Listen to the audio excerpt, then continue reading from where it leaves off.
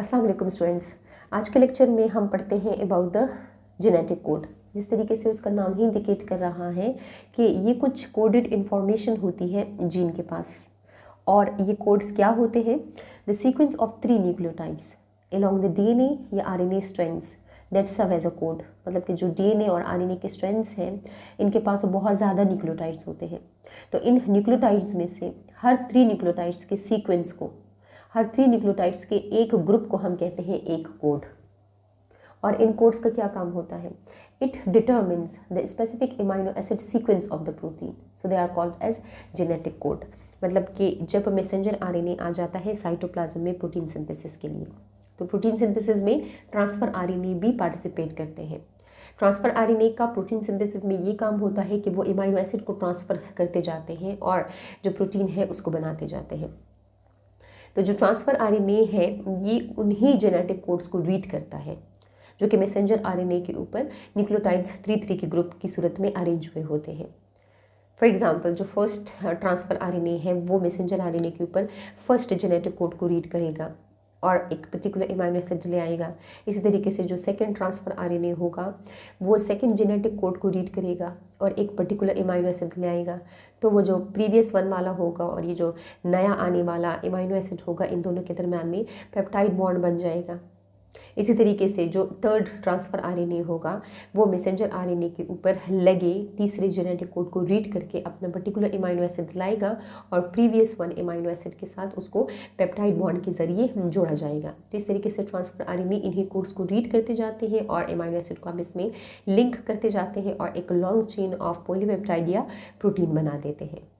तो ये हमने समझा जेनेटिक कोड को। अब हम समझते हैं कोडॉन्स को और एंटीकोडॉन्स को।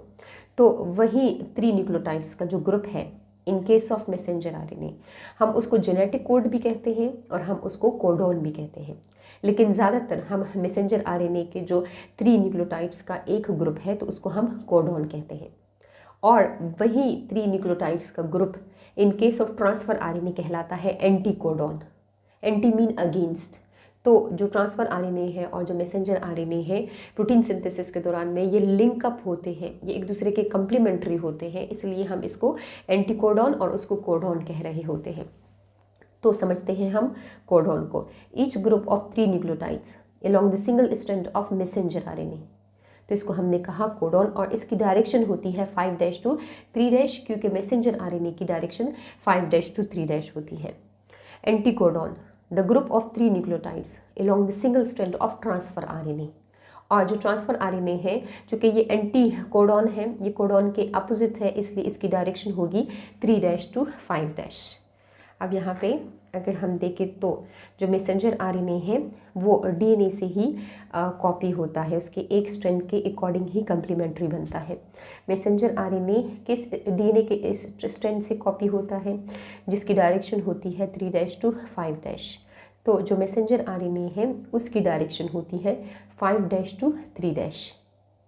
तो इस मैसेंजर आरएनए के अकॉर्डिंग प्रोटीन सिंथेसिस के दौरान में जो ट्रांसफ़र आरएनए है वो इसी कोड को रीड करेंगे। फॉर एग्जांपल ये एक कोड है मैसेंजर आरएनए के ऊपर UUU।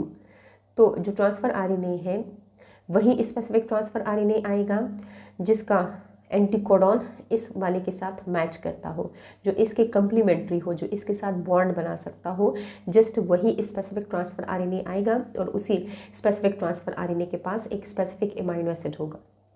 इस तरीके से यहाँ पे जो नेक्स्ट जेनेटिक कोड होगा उसके अकॉर्डिंग सेकंड ट्रांसफ़र आरएनए आएगा, उसका भी जो हम एंटीकोडॉन होगा वो यहाँ के कोडॉन के कम्प्लीमेंट्री होगा, लिंकअप हो सकता है, वो आप इसमें बॉन्ड्स बना सकते हैं। तो उसके पास जो स्पेसिफिक अमीनो एसिड होगा और यहाँ का जो अमीनो एसिड होगा वो आपस में लिंक हो जाएंगे। इस तरीके से तीसरा आएगा, चौथा आएगा, तो जो जेनेटिक कोड्स है तो उनको रीड कर रहे होते हैं, यही ट्रांसफ़र आरएनए और अमीनो एसिड्स को लेकर आ रहे होते हैं। तो अगर हम देखें तो ये वाला कोडॉन है और ये वाला एंटीकोडॉन है, तो इस कोडॉन की डायरेक्शन है 5' to 3' जो कि मैसेंजर आरएनए के स्ट्रैंड पर मौजूद है, और जो ट्रांसफ़र आरएनए पर एंटीकोडॉन मौजूद है तो उसकी डायरेक्शन है 3' to 5'। तो the genetic code is a coded language which is based on the unique combination of 4 type of nucleotides forming a 3-letter codon. These 4 type of nucleotides are adenine, guanine, cytosine and uracil. मतलब कि ये जो 4 different तरह के nucleotides हैं ये 3-3 के group में अरेंज हो रहे होते हैं और इनसे कोड्स बन रहे होते हैं। तो हमारे पास 20 डिफरेंट टाइप के अमाइनो एसिड्स हैं। वैसे तो अमाइनो एसिड्स बहुत ज़्यादा हैं, लेकिन जो स्टैंडर्ड अमाइनो एसिड्स हैं जो कि प्रोटीन सिंथेसिस में पार्टिसिपेट कर रहे होते हैं वो ओनली 20 होते हैं। तो 20 amino acids are required for the protein synthesis. तो इसका मतलब ये है कि हमारे पास 20 कोड्स होने चाहिए। हर एक अमाइनो एसिड के लिए एक स्पेसिफिक कोड होना चाहिए, तो 20 कोड्स होने चाहिए। अगर हमने अभी ये हमें नोन है कि 3 जो न्यूक्लियोटाइड्स है उसका ग्रुप एक जेनेटिक कोड कहलाता है, लेकिन हमने इसको किस तरीके से मालूम किया हुआ होता है। फॉर एग्ज़ाम्पल, अगर एक न्यूक्लियोटाइड ने एज अ कोड काम करना होता है तो ये जो एक न्यूक्लियोटाइड का एक कोडॉन है, तो इट मीन के 4 न्यूक्लियोटाइड्स हैं तो 4 कम्बिनेशन हो सकती है। बट हमारे पास तो अमाइनो एसिड ज़्यादा है, अमाइनो एसिड्स तो 20 हैं, हमें तो 20 कोड्स चाहिए, हमें तो 4 कोड्स नहीं चाहिए होते हैं।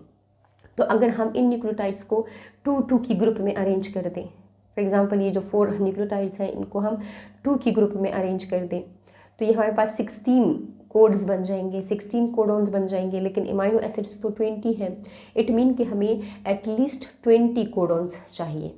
हमें 20 से कम नहीं चाहिए, अगर ज़्यादा हो जाएगा तो खैर है, लेकिन कम नहीं होना चाहिए। तो 16 भी अभी स्टिल कम है।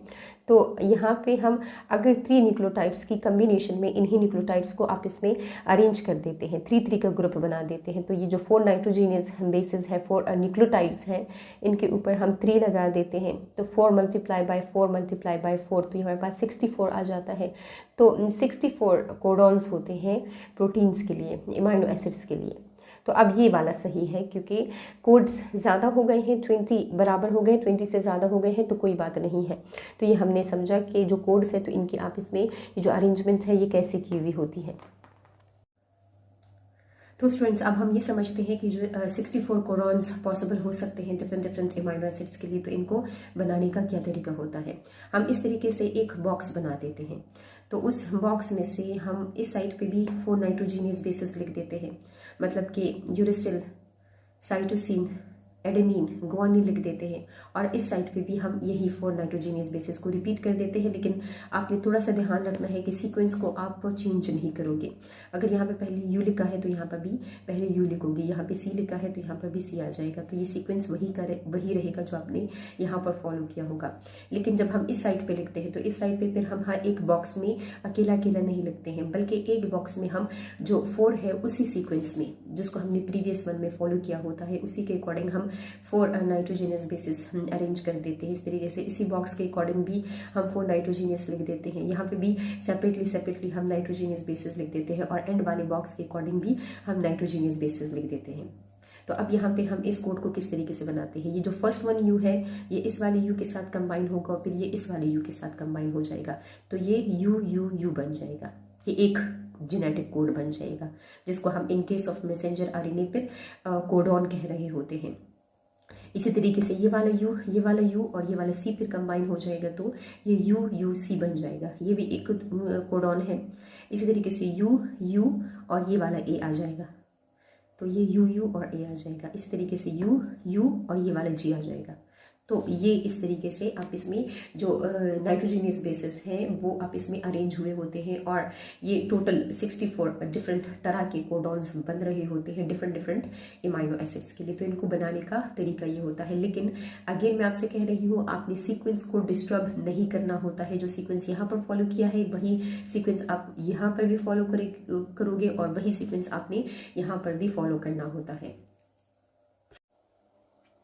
तो स्टूडेंट्स, हमने ये समझा कि जो 4 नाइट्रोजीनियस बेसिस है, जो 4 डिफरेंट तरह के न्यूक्लियोटाइड्स हैं, तो ये 3-3 का ग्रुप बनाते हैं और डिफरेंट तरीक़ों से आप इसमें कंबाइन होते हैं और 64 कोडॉन्स बनाते हैं। तो इन 64 कोडॉन्स में से 61 कोडॉन्स को हम कहते हैं सेंस कोडॉन्स, क्योंकि इनके पास इंफॉर्मेशन होती है अमाइनो एसिड्स के लिए। जब ये सेंस कोडॉन्स मैसेंजर आरएनए के ऊपर मौजूद होते हैं तो इनके अकॉर्डिंग ट्रांसफ़र आरएनए आकर लिंक होने की एबिलिटी रखता है और अमाइनो एसिड को ला सकता है। तो इसलिए हम इसको कहते हैं सेंस कोडॉन्स। इन 61 सेंस कोडॉन्स में से एक स्पेसिफिक कोडॉन कहलाता है स्टार्टिंग कोडॉन या इनिशिएटर कोडॉन। क्योंकि यहीं से जो प्रोटीन सिंथेसिस है उसका प्रोसेस स्टार्ट होता है, ये सिग्नल देता है स्टार्टिंग के लिए। और ये स्पेसिफिक सीक्वेंस होता है AUG का, और इसके अकॉर्डिंग जो अमाइनो एसिड आता है वो होता है मेथियोनिन। तो ये पॉइंट आपको याद रखना है कि जो डिफरेंट तरह के प्रोटीन्स हैं तो उनमें फर्स्ट अमाइनो एसिड मेथियोनिन होता है। और जो 64 में से रिमेनिंग 3 कोडॉन्स हैं उनको हम कहते हैं नॉन सेंस कोडॉन्स, या हम उनको स्टॉप कोडॉन कहते हैं, या हम उनको टर्मिनेटिंग कोडॉन्स कहते हैं। क्योंकि जब ये स्पेसिफिक स्टॉप कोडॉन आ जाते हैं मैसेंजर RNA के ऊपर तो इनके अकॉर्डिंग कोई भी एंटी कोडॉन नहीं आ सकता है, मतलब कि इनके अकॉर्डिंग कोई भी ट्रांसफ़र RNA लिंक होने की एबिलिटी नहीं रखता है। ट्रांसफ़र RNA नहीं आएगा तो इट मीन कि वो अमाइनो एसिड को भी नहीं लाएगा, और जो प्रोसेस है प्रोटीन सिंथेसिस का वो स्टॉप हो जाएगा, वो टर्मिनेट हो जाएगा। तो ये सिग्नल दे रहे होते हैं टर्मिनेशन के लिए। तो ये 3 जो कोडॉन्स हैं उनमें से एक है UAA, दूसरा है UGA और तीसरा है UAG। तो ये आपको याद रखने हैं कि ये स्टॉप कोडॉन होते हैं। अब यहाँ पे हम पढ़ते हैं characteristics of genetic code. Triplet codes होते हैं, 3 के ग्रुप्स में ये अरेंज हुए होते हैं नाइट्रोजीनियस बेसिस। फॉर एग्जांपल ये एक नाइट्रोजन जो ग्रुप है इसमें से 3 नाइट्रोजन बेसिस अरेंज है। यहाँ पे ये वाला एक कोडॉन है जिसमें से ये 3 नाइट्रोजन बेसिस अटैच हुए हैं, और ये वाला तीसरा है जिसमें ये 3 नाइट्रोजन बेसिस अरेंज हुए हैं। दूसरा पॉइंट हम पढ़ते हैं इसी जेनेटिक कोड के बारे में कि ये नॉन ओवरलैपिंग होते हैं, या आपस में इसके जो नाइट्रोजन बेस है किसी एक कोड के वो दूसरे कोड के साथ ओवरलैप नहीं करते हैं। जो नाइट्रोजन बेस है वो उस जेनेटिक कोड के स्पेसिफिक है, वो दूसरे के साथ लिंक नहीं होंगे। The adjacent codons do not overlap, they do not share any base, each single base is a part of only 1 codon. For example अगर ये 3 नाइट्रोजीनियस बेसिस किसी एक जेनेटिक कोड के का ग्रुप है, ये वाला जो है ये 3 नाइट्रोजीनियस बेसिस दूसरा जेनेटिक कोड है, तो अब यहाँ पे AUG ये एक ग्रुप है, ये ट्रिपल U एक ग्रुप है। इस AUG में से ये U, G और U नहीं बन सकता है, या ऐसे नहीं बन सकता है कि ये जो G है ये इस 2U के साथ आपस में कंबाइन हो जाए, तो ये ओवरलैप नहीं कर सकता है, ये नॉन ओवरलैपिंग होते हैं।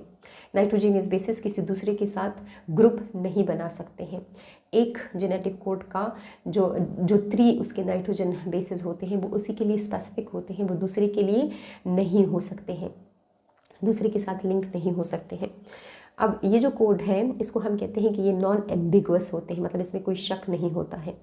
एक कोड एक ही अमाइनो एसिड के लिए होता है, वो जो स्पेसिफिक कोड है वो किसी दूसरे अमाइनो एसिड के लिए नहीं हो सकता है।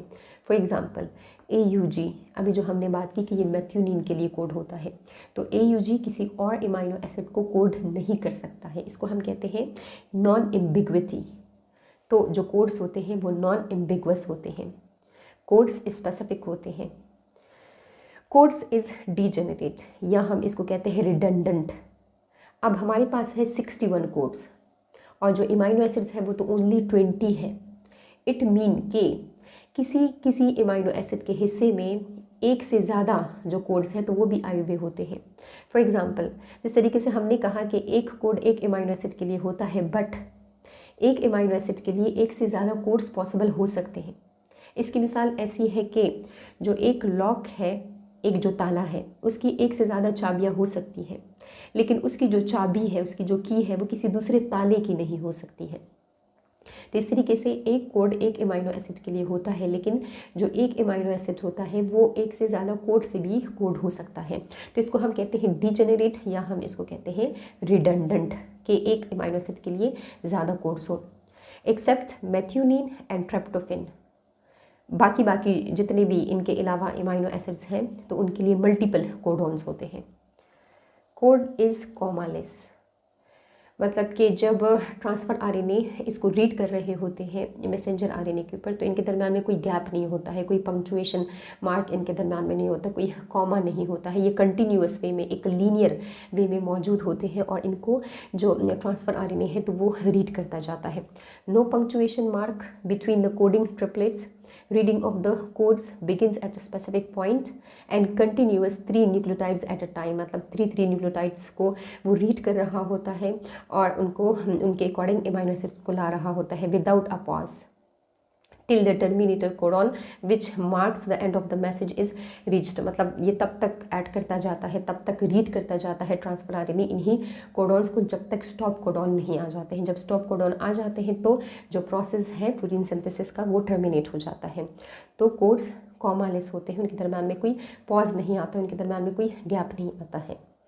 कोड इज़ यूनिवर्सल, इसका मतलब ये होता है कि जो एक इमाइनो एसिड के लिए कोड है तो वो किसी एक ऑर्गेनिज्म में, तो वो बाकी ऑर्गेनिज्म में उसी इमाइनो एसिड के लिए एग्जैक्ट वही कोड होगा।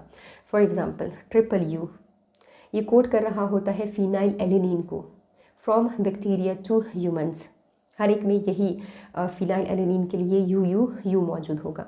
Genetic code is same in almost all organisms, तो इसलिए जो जीन्स है तो हम उनके डिफरेंट ऑर्गेनिज्म के अंदर ट्रांसफॉर्मेशन कर सकते हैं, मतलब एक ऑर्गेनिज्म का जो जीन है उसको हम किसी दूसरे ऑर्गेनिज्म में ट्रांसफ़र कर सकते हैं, क्योंकि वो जो हम उनका जो फंक्शंस है तो वो सिमिलर होते हैं, उनके जो कोड्स हैं, उनके जो नाइट्रोजीनियस बेसिस हैं, उनकी अरेंजमेंट सिमिलर होती है। But the genetic code of mitochondria is not quite universal. अब यहाँ पे थोड़ी सी एक्सेप्शनल पॉइंट्स को हम डिस्कस करते हैं। जो माइटोकॉन्ड्रिया में मौजूद डीएनए है और जो न्यूक्लियस में मौजूद डीएनए है, उनके जो कोड्स हैं उसमें किसी किसी जगह पर एक्सेप्शनल पॉइंट पाया जाता है। अगर कोडॉन है UGA तो ये माइटोकॉन्ड्रियल डीएनए में कोड करता है ट्रेप्टोफेन एमाइनो एसिड को, और अगर यही UGA आ जाता है न्यूक्लियर डीएनए के ऊपर तो ये कोड करता है स्टॉप कोडॉन को। यहाँ पे देखिए UGA है तो ये स्टॉप कोडॉन है। अगर AUA आ जाता है कोडॉन तो माइटोकॉन्ड्रियल डीएनए में ये मैथ्यूनिन को कोड कर रहा होता है, जबकि न्यूक्लियर डीएनए में ये आइसोल्यूसिन को कोड कर रहा होता है। अगर कोडॉन आ जाता है AGA या AGG तो ये माइटोकॉन्ड्रियल डीएनए में स्टॉप कोडॉन होता है, ये दोनों, जबकि यही दोनों codons in case of nuclear DNA ये आर्जिनिन को कोड कर रहे होते हैं। तो कुछ ऐसे पॉइंट्स हैं, कुछ ऐसे जो इमाइनो एसिड्स हैं उनके लिए कोड्स आप इसमें रिजेंबल नहीं कर रहे होते हैं in case of mitochondrial DNA, in case of nuclear DNA. इसलिए हम कहते हैं कि जो इसकी ये वाली एबिलिटी है कि कोड इज़ यूनिवर्सल, तो ये किसी किसी पॉइंट पर एक्सेप्शनल केस में जा सकती है। Therefore some time genetic code is not universal. तो ये हमने पॉइंट्स पढ़े कैरेक्टरिस्टिक्स ऑफ जेनेटिक कोड्स के लिए। थोड़ा सा हम इसको रिपीट कर लेते हैं। हमने कहा कि जो नाइट्रोजीनियस बेसिस है ये 3 का ग्रुप्स बनाएंगे, ये ट्रिपलेट की सूरत में अरेंज होंगे तो तभी हम इसको कोड्स बोलेंगे। ये नॉन ओवरलैपिंग होंगे, जो एक ग्रुप के 3 नाइट्रोजीनियस बेसिस है वो किसी दूसरे ग्रुप के साथ ओवरलैप नहीं करेंगे, वो उनके स्पेसिफिक ही रहेंगे। और ये जो कोड्स हैं ये नॉन एम्बिगुअस होते हैं। एक कोड एक ही इमाइनो एसिड के लिए होता है, वो किसी दूसरे इमाइनो एसिड को कोड नहीं कर सकता है। फॉर एग्जाम्पल अगर AUG है तो ये मैथ्यूनिन के लिए है, ये कभी भी फिनाइल एलेनिन के लिए नहीं हो सकता है, ये ट्रेप्टोफेन वगैरह के लिए नहीं हो सकता है। कोड डिजेनरेट होते हैं या हम इसको रिडंडेंट कहते हैं, मतलब कि 61 कोडॉन्स हैं बट जो इमाइनो एसिड्स हैं तो वो तो 20 है। तो इट मीन कि किसी किसी इमाइनो एसिड के हिस्से में एक से ज़्यादा कोड आया हुआ होता है। तो एक इमाइनो एसिड के लिए एक से ज़्यादा कोड होता है, लेकिन जो उसका कोड होता है वो किसी दूसरे इमाइनो एसिड का नहीं होता है। एक्सेप्शनल केस यहाँ पे हमने कहा कि जो मैथ्यूनिन और ट्रेप्टोफेन है जस्ट इनके लिए एक एक कोड होता है, बाकी जितने भी इमाइनो एसिड्स हैं तो उनके लिए मल्टीपल कोडॉन्स होते हैं। फिर हमने कहा कि ये किस तरीके से प्रेजेंट होते हैं उसी मैसेंजर आरएनए के ऊपर, इनके दरम्यान में कोई भी पॉज नहीं होता, इनके दरम्यान में कोई गैप नहीं होता है। इसको ट्रांसफर आरएनए एक खास पॉइंट से रीड करते जाते हैं 3 के ग्रुप्स में और एंड तक पहुँचते हैं। तब जब स्टॉप कोडॉन आ जाता है तो जो प्रोसेस है प्रोटीन सिंथेसिस का वो टर्मिनेट हो जाता है। फिर हमने कहा कि जो कोड्स है वो यूनिवर्सल है, इसका मतलब ये है कि जो कोड्स हैं वो सिमिलर होते हैं तमाम के तमाम ऑर्गेनिजम्स में। फॉर एग्जांपल जो ट्रिपल यू है वो फिनाइल एलेनिन को कोड कर रहा होता है ह्यूमन बींग्स में भी, और जो बैक्टीरिया है या जो बाकी ऑर्गेनिजम्स हैं उनमें भी। बट कुछ एक्सेप्शनल केसेस हैं कि जो माइटोकॉन्ड्रिया और न्यूक्लियर डीएनए है ये किसी किसी पॉइंट पर एक दूसरे से डिफरेंट होता है। तो जो इसका ये यूनिवर्सल वाला पॉइंट है ये किसी जगह पर एक दूसरे से डिफरेंट हो जाता है, तो ये क्वाइट अनसिमिलर हो जाते हैं, यही इसके कोड्स। तो it's all about the genetic code.